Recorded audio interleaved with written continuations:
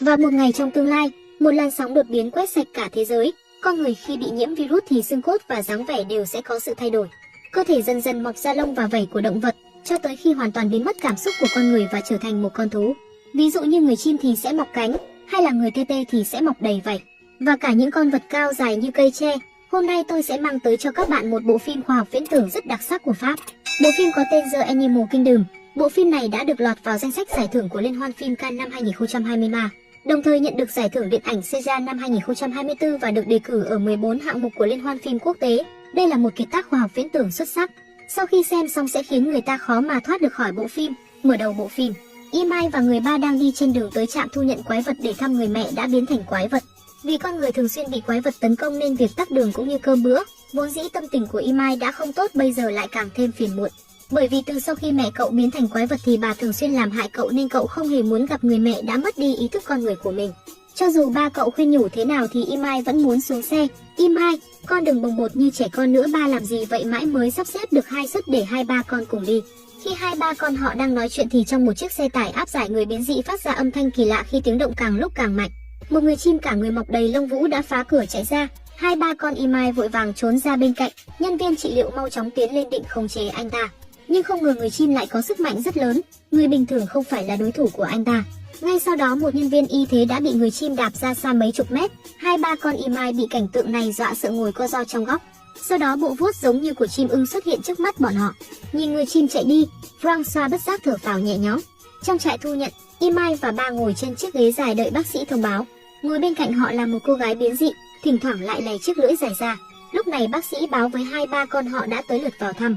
Bác sĩ vui vẻ nói với họ rằng bệnh tình của mẹ Imai đã có chuyển biến tốt, ít nhất hiện giờ đã có thể khống chế tốc độ biến dị, và đồng thời trong 3 tuần qua đã không xảy ra bất kỳ sự cố nào.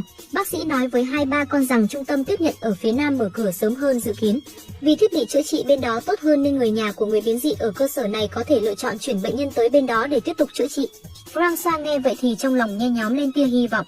Ông lập tức đồng ý lời đề nghị của bác sĩ và dự định cùng con trai cùng chuyển tới sống ở khu gần trung tâm tiếp nhận phía Nam, một căn phòng treo đầy bức ảnh gia đình. Trên tường lại có một vết móng vuốt của dã thú cào vào. Gần đây em thế nào rồi, có còn kiên trì đi dạo không? Imai nhìn vết tích trên tường, trong lòng cậu không biết phải làm thế nào để đối mặt với mẹ mình. Con vào nói chuyện với mẹ đi, dưới sự khuyên nhủ của bà. Imai bồn chồn đi về phía mẹ mình, bởi vì không ai có thể đảm bảo được lần gặp mặt này mẹ cậu có lại mất lý trí mà tấn công cậu nữa không. Vì trong nhà không có phụ nữ nên cuộc sống của hai ba con họ rất đơn giản. Ngày hôm sau họ lái xe đi tới phía nam của thành phố. Francois đã thuê một căn nhà ở gần trạm thu nhận, nơi này trong thời gian tới sẽ là nhà mới của họ. Vì đã gần 2 năm hai ba con họ luôn đôn đáo chạy đáo để chữa trị cho mẹ nên thường xuyên đổi chỗ ở. Thời gian dài như thế khiến Imai càng ngày càng khép kín, bên cạnh chẳng có lấy một người bạn. Francois cũng cảm thấy những năm qua con trai đã phải chịu nhiều thiệt thòi, đừng có bày cái vẻ mặt đần thối đó nữa. Chỉ tạm thời ở đây thôi. Sau khi nghỉ ngơi, Imai cũng tới trường mới. Khi cậu đứng trước lớp giới thiệu thì các bạn học trong lớp liền xôn xao chào hỏi với cậu. Nhưng mà vì tính cách cậu hướng nội nên chắc chắn rất khó kết giao bạn bè. Sau khi tan học Imai lại một mình đạp xe về nhà. Francois cũng tìm được một công việc đầu bếp ở một nhà hàng nhỏ. Trong nháy mắt mây đen tụ lại, đêm đó trời đã đổ cơn mưa to, đột nhiên đổi môi trường khiến Imai khó ngủ. Khi nghe tiếng mưa gió ở ngoài cậu bất giác bước ra cửa, nhìn rừng cây đung đưa lắc lư trong mưa gió. Imai cảm giác như có một luồng sức mạnh vô hình đang dẫn dụ cậu. Đúng lúc cậu quay đầu thì đột nhiên một người có gương mặt bò xuất hiện trong tầm nhìn của cậu. Khi cậu nhìn kỹ lại thì người đó cũng đã biến mất trong bóng đêm. Ngày hôm sau khi hai ba con họ đang dọn dẹp những cành cây bị gãy trong cơn mưa tối qua thì điện thoại của Francois reo lên. Một số xe buýt được trạm thu nhận dùng để vận chuyển người dị biến. Vì thời tiết tối qua kém khiến tầm nhìn giảm thấp nên các xe buýt đã xảy ra tai nạn tông vào đuôi nhau. Mà xe buýt của mẹ Imai ngồi không may bị lật xuống hồ. Sau khi nhận được tin, hai ba con họ vội vàng tới nơi xảy ra chuyện. Khi vừa tới hiện trường vụ tai nạn, cả hai ba con sững sờ nhìn đống hỗn độn dưới đất. Francois vội vàng đỗ xe ở bên rồi kéo con trai chạy về phía cái hồ. Lúc này thuyền cứu hộ đang cố gắng tìm kiếm người sống sót mà lúc này Francois chỉ muốn biết rốt cuộc vợ mình đang thế nào rồi. Ông hoàn toàn không để ý tới tiếng gọi của nhân viên bảo vệ. Cảm xúc của Francois rất kích động. Cho tới khi bảo vệ ngăn ông lại thì ánh mắt của ông vẫn nhìn chằm chằm vào chiếc hồ. Thì ra trong hồ đang có một người dị biến nổi ở đó. Buông tôi ra, chết tiệt, để tôi qua đó, tôi đang tìm vợ tôi, có chuyện gì đấy. Một nữ cảnh sát thấy bên này xảy ra hỗn loạn nên đã tới hỏi tên của vợ Francois rồi cô an ủi rằng người trong hồ không phải là vợ ông. Trong sự cố tối qua có hơn 40 người mất tích. Trước mắt vợ của ông không nằm trong danh sách đã được tìm thấy. Khi nghe thấy lời của cảnh sát, Francois đã thở phào, không tìm thấy có nghĩa là vợ ông vẫn còn sống. Lúc này chiếc xe rơi xuống hồ được kéo lên khỏi mặt nước. Nhìn mức độ hư hỏng của chiếc xe thì chắc chắn đây không phải là một vụ tai nạn đơn giản. Tối đến khi về nhà, Francois mang hết quần áo treo lên cái cây ngoài nhà, bởi vì ông biết khi con người bị biến dị thì cho dù là thính giác hay khứu giác đều sẽ rất mẫn cảm. Ông hy vọng dùng mùi hương quen thuộc của người nhà để có thể chỉ dẫn đường về cho vợ, nhưng Imai lại không nghĩ như thế. Cậu cảm thấy ba đang làm chuyện tốn công vô ích, thậm chí trong lòng còn có chút bài xích nên cậu đã quay người rời đi. Ngày hôm sau Imai vì chuyện của mẹ mà cứ như người mất hồn.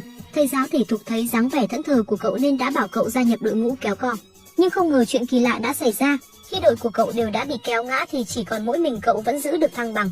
Lúc này Imai hình như có một nguồn sức mạnh vô tận, cậu chỉ cần hơi dùng sức thôi đã kéo ngã được đội đối phương. Cảnh tượng đột ngột này khiến cậu rất ngạc nhiên, trước giờ Imai luôn yếu đuối cũng chợt phát hiện ra cơ thể mình có sự thay đổi kỳ lạ. Cậu đã được một cậu bạn đội bên mời tham gia buổi tụ tập cuối tuần, nhưng bây giờ Imai lại không có tâm trạng để nghĩ tới những chuyện này, cậu chỉ muốn biết rõ mình rốt cuộc là bị làm sao.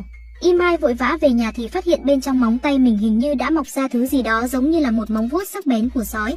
Cậu nhịn đau nhổ nó ra. Sau đó cậu lại phát hiện ra xương sống cũng đã xảy ra dị biến. Sự thay đổi đột ngột khiến cậu biết mình chắc chắn đã bị nhiễm virus đột biến. Sau khi chứng kiến cảnh tượng mẹ mình biến dị, cậu không thể nào chấp nhận được sự thực mình cũng đang biến dị. Cùng lúc đó Francois đang ở trong siêu thị lựa chọn vật dụng phòng thân, ông chuẩn bị đi tìm người vợ mất tích. Vừa hay Francois gặp cô cảnh sát cũng tới siêu thị mua đồ, ông hỏi thăm việc tìm kiếm vợ mình đã có tiến triển gì chưa. Khi nói tới sự việc này, cô cảnh sát cũng rất tức giận, bởi vì đội trưởng bọn họ vì muốn nịnh bợ cấp trên mà đã giao quyền tìm kiếm cho đội lục chiến. Bây giờ bọn họ chỉ có thể phụ trách công việc tiếp đãi trong quân doanh. Lúc này ở phía bên kia của siêu thị đột nhiên vang lên tiếng hét thất thanh của người phụ nữ. Mấy người họ vội vàng tới kiểm tra xem đã xảy ra chuyện gì, thì ra là phát hiện ra một người dị biến ở khu đồ tươi sống của siêu thị. Francois nghe tới người dị biến thì liền thấy hứng thú, ông mong chờ người biến dị mà mọi người nhắc tới là vợ mình. Sau khi Francois và nữ cảnh sát đi tới khu đồ tươi sống, ông dịu dàng gọi tên vợ mình. Nhưng khi tới nơi thì phát hiện người biến dị là một người bạch tuộc đang ăn buffet hải sản. Ngay sau đó người bạch tuộc đã hất đống rong biển về phía bọn họ rồi bỏ chạy. Nữ cảnh sát đuổi theo sau vừa chạy vừa hứa sẽ không làm hại anh ta để cho anh ta dừng lại. Người bạch tuộc lại không hề tin cảnh sát, anh ta điên cuồng trốn chạy. Không còn cách nào khác, cảnh sát chỉ đành tung người nhào về phía anh ta. Khi phát hiện không phải vợ mình thì Francois lại tiếp tục đi chọn đồ. Lúc này ông vô tình phát hiện dưới quầy rau củ có một thứ giống như là chiếc đuôi đang co vào trong. Francois tò mò cúi người xuống, thì ra là một người biến dị tê tê cả người toàn là vảy. Sau khi về, Francois lấy tấm bản đồ và nói với con trai về kế hoạch tìm vợ. Ông tin rằng từ điểm xuất phát đi men theo con sông và đi về phía tây thì chắc chắn sẽ tìm được vợ. Sau đó Imai cùng ba đi tìm mẹ theo kế hoạch đã vạch sẵn. Có lẽ là vì cậu cũng đã bắt đầu biến dị nên lúc này cậu cũng đã hiểu mẹ hơn. Ba có trách con vì con đã đưa mẹ tới trạm thu nhận không? Ba sẽ trách con vì con không ăn cơm đúng giờ và ăn những thực phẩm bẩn. Sau một ngày tìm kiếm, hai ba con họ đã tìm hết những nơi có thể tìm rồi nhưng vẫn không có chút manh mối nào. Francois rất lo lắng. Ông chỉ có thể lớn tiếng gọi tên vợ để phát tiết cảm xúc trong lòng. Tối đến cuộc tìm kiếm của họ vẫn tiếp diễn. Francois cảm nhận được sự quan tâm của Imai. Trong lòng ông dâng lên một chút ấm áp, tâm trạng cũng tốt hơn nhiều. Sau đó Francois bảo con trai lấy một đĩa CD ra. Ông bảo với Imai rằng năm đó ông đã dùng bài hát này để theo đuổi được mẹ cậu. Imai bỏ đĩa vào máy phát nhạc, âm nhạc từ từ vang lên. Francois hiếm khi nở nụ cười đã biến mất trên gương mặt trong 2 năm qua. Nụ cười này thể hiện tình yêu sâu sắc với người vợ. Lúc này Imai cuối cùng cũng hiểu ra tại sao ba lại liều mạng để tìm kiếm người vợ đã hóa thú. Có lẽ trong tim ông, cho dù vợ biến thành gì thì trong mắt ông, vợ vẫn là người đẹp nhất. Imai cũng thả lỏng theo Francois. Cậu lớn tiếng gọi tên mẹ, thử hỏi làm gì có đứa con nào lại hy vọng rời xa mẹ mình chứ. Imai yếu đuối, những lúc sắp đối mặt với nguy hiểm thì cậu chỉ trốn chạy theo bản năng mà thôi. Sau khi tìm kiếm cả đêm, lúc trời vừa sáng thì chú chó của Imai lại nhìn chằm chằm vào rừng cây. Có vẻ chú chó đã phát hiện ra điều gì đó. Chú chó lập tức nhảy ra khỏi xe rồi chạy về phía khu rừng. Imai cũng ngờ vực đi theo nó. Khi tới một cái cây trong rừng, cậu phát hiện ra chú chó đang ngửi thứ gì đó. Sau đó Imai đã thấy một đứa trẻ như một con tắc kè hoa đang leo trên cây.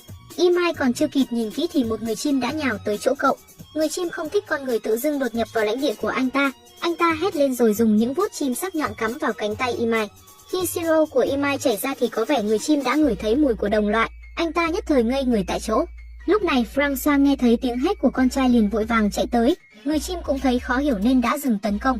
Francois tiện tay nhặt một chiếc gậy gỗ lên để dọa người chim, nhưng khi nhìn thấy đôi cánh rộng hơn 5 mét thì ông cũng cảm thấy có chút sợ hãi.